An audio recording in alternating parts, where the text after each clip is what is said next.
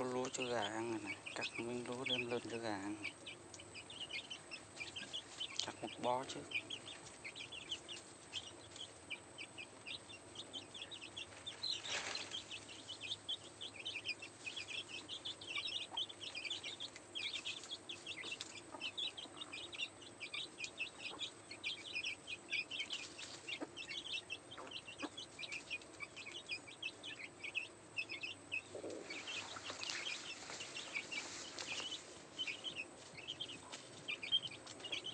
Tám con còn 5 con.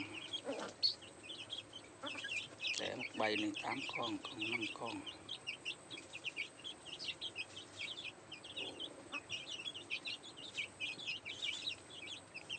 Còn ở dưới ruộng cắt một bó.